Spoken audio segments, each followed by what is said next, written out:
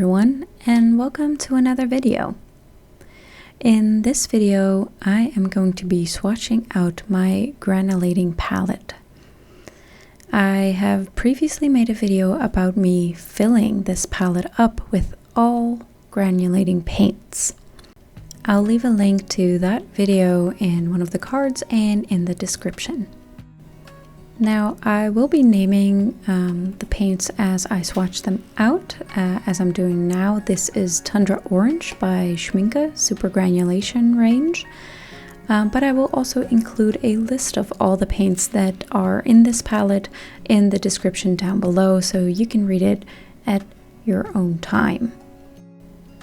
Now, as you see, I am swatching out these colors and skipping one of the spaces every time. I do this because I like to make the spaces wet before applying the paint so I can make a nice gradient, and because those spaces are wet and I didn't want my colors to bleed into each other, I skip a space every time.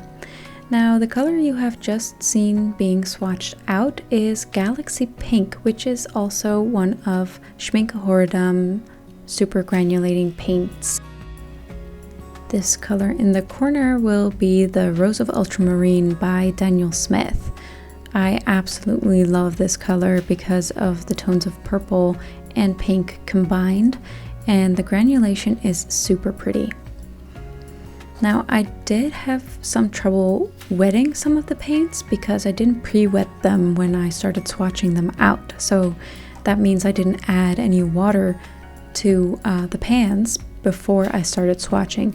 So you can actually see me try really hard to get that paint into a watery enough substance that I can swatch out without losing any of the intensity of the paints. So I found some of these granulating paints to all have that quality of me needing to re-wet them or really try hard to get some color off of them. That might be something you can take into consideration when, trying out these paints or wanting to buy these paints. They, in my climate, which is Europe, a bit more to the north side of Europe, I believe, they tend to dry pretty harsh. The color you just saw was Cobalt Blue Violet by Daniel Smith, followed now by Glacier Green, which is also one of Schmincke Horadam's Super Granulating range. And they named all of their paints names like Galaxy Pink and Glacier Green. And they actually released the range in sets of, I believe it was about 5 colors each. So you have the glaciers, you have the forests, you have the galaxy colors, and the tundras.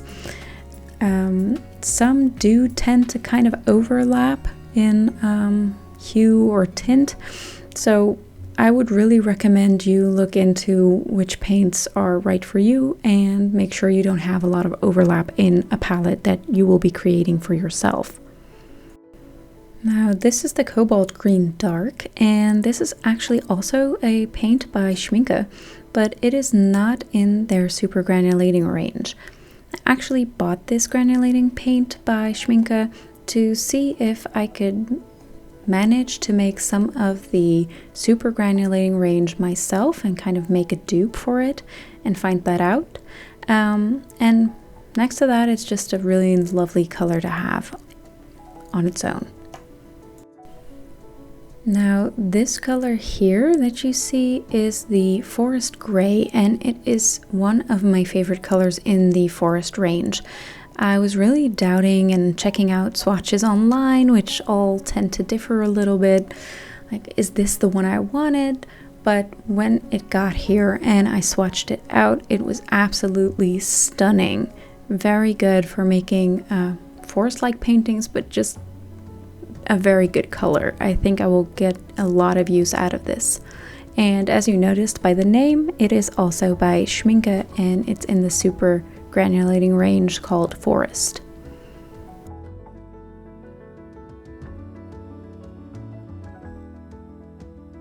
That's followed by the Galaxy Brown, also by Schmincke. As you could see, this was a pretty hard to re-wet type of paint. I have really had to go at it with my brush a couple times, and that can be a problem if you like working with natural brushes, which hairs might not be as durable as synthetic hairs. You can see me going in a second time to really try and darken up that color because not a lot was coming off at the first go. Now I will be showing you the swatch card later on in this video when it's totally done, some close-ups so you can judge the color for yourself. But looking now at my swatch card, this dries as a brown with some purple, blue, purplish granulating points in it, so it's really quite lovely. And with all of these paints, they tend to be best when not in their mass tone but diluted. This color is Mahogany Brown, which is also by Schmincke, but it's not featured in their super granulating range. It is added to this palette so I can try and make a dupe of some of the super granulating colors in another video for you. Moving right along, we have Potter's Pink filling up one of those empty skipped spaces. Now this Potter's Pink I'm adding is by Daniel Smith. Now this Potter's Pink really granulates all the way down to the most diluted form that I added to the swatch card. I did, however, find it really hard to re-wet, so that might be something that you have to look at before getting this, because it took me quite some time to really get color payoff that I wanted from this color.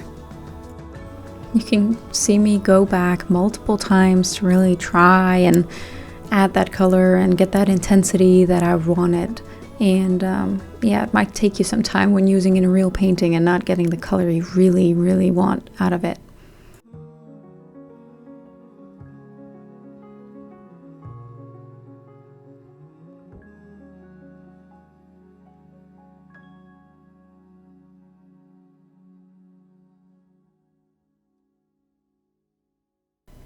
Next up is Tundra Pink, which is also a Schmincke super granulating paint in their Tundra range, obviously, since the name is Tundra Pink.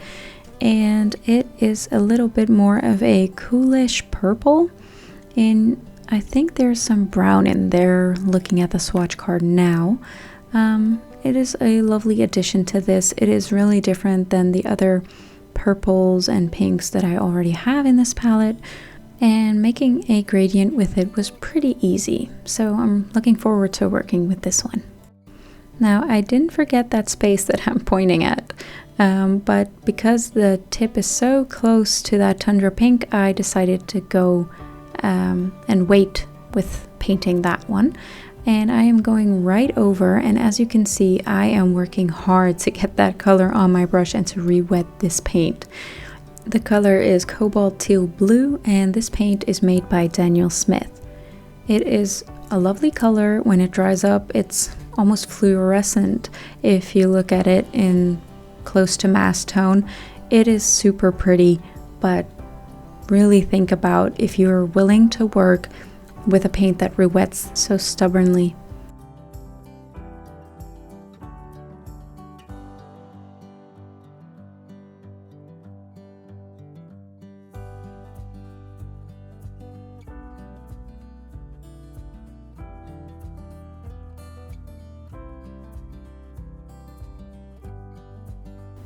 Now here we will be adding Forest Blue by Schmincke. It is also a super granulating paint, and it was released together with 4 other forest colors, and we've already seen the Forest Gray in that range and now the Forest Blue.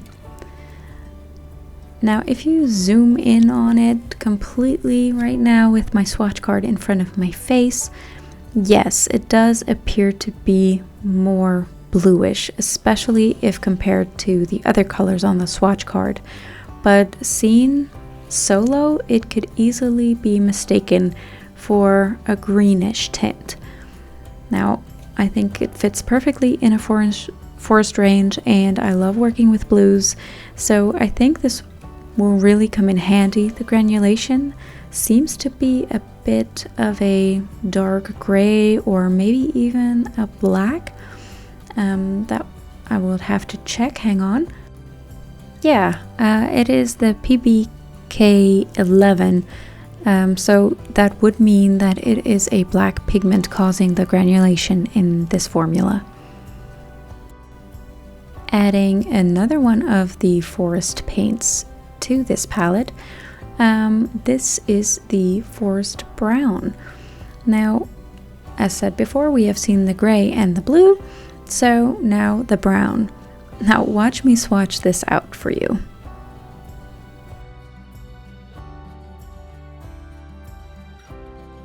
See me working hard to get that color payoff. Now, as you see the color coming in, you might think, oh, but it will be more brownish, right? Well, no. It looks like a green to me, but they decided to call this forest brown somehow. If you look at this one, there is a brown and a more yellow pigment in it compared to the forest green color that I didn't purchase.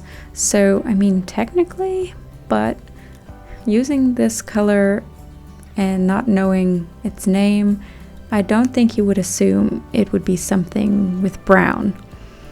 That is why I added this swatch in this space instead of together with the more brownish colors coming up. Now the color I'll be adding here is one that kind of stuck with me from a little sample card that I once got in the mail from Daniel Smith. It is the Minnesota Pipestone Genuine. So it is one of their mineral range paints that have caused quite the commotion. Not getting into all that lately. But I've been using this paint, and I used that little dot that I got for some flesh tones in my portraits, and it's really performed quite well, especially with the granulation. I was really happy with it, and when I ran out, I just had to have my own tube of it. So it fit really well here with its granulation in this fully granulating palette. Again, circling back to that skipped spot later, now we are adding to the top swatch space the Mars Brown by Schmincke, also used to see if I can dupe some of these super granulating colors and what the difference might be between those. If you'd like to watch a video like that comparing what we can dupe and how they would turn out of the Schmincke super granulating range, give a like to this video or leave a comment, and I'll know that you guys are interested in me making that in the future. Circling back to the skipped spots, we have the Tundra Violet, which was actually the first super granulating paint of Schmincke that I ordered. They were super hard to come by, so I ordered this one paint to see if I would like the quality that Schmincke was putting out. There was so little known about these paints, and still to this day I'm quite amazed at how little they release about this paint. But I really love this color because it is a purple and it seems to have some type of brownish undertone. Yeah, that's PBR7 in there, I see. So it is actually a blue and a brown together, and especially in the more diluted range, it is super beautiful. It granulates so much. I've used it as a background in one of the portraits I've also posted on Instagram, and it was great for giving the impression of there being something without a lot of detail work in my painting. Last but not least is the Caput Mortem by Schmincke. This color is also known as Indian Red sometimes, and it looks like it is a reddish brown and has some purple granulation in there. Now the name alone just fascinates me somehow, so as I was buying all these granulating paints and I had one spot left over, I decided to add this one to it.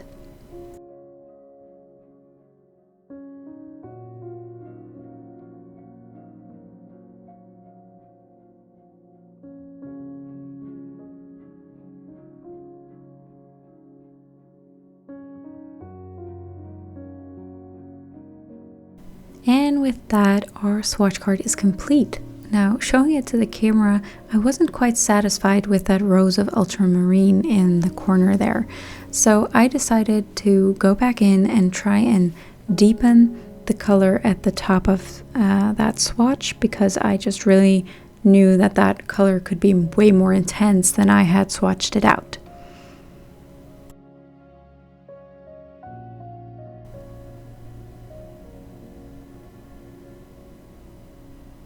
And with that done, the swatch card is ready for its close-up.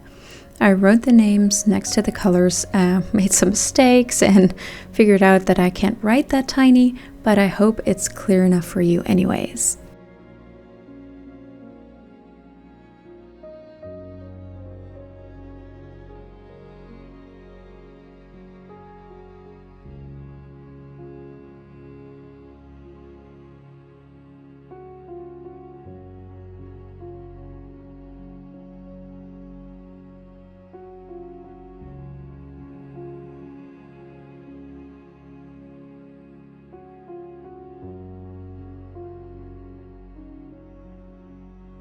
So there we have it, all the granulating paints in my granulation only palette.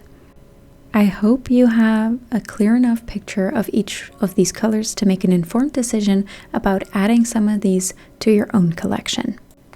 I have been considering making some videos about the Schmincke super granulating paint ranges to give you some more in-depth information, because there is so little out there.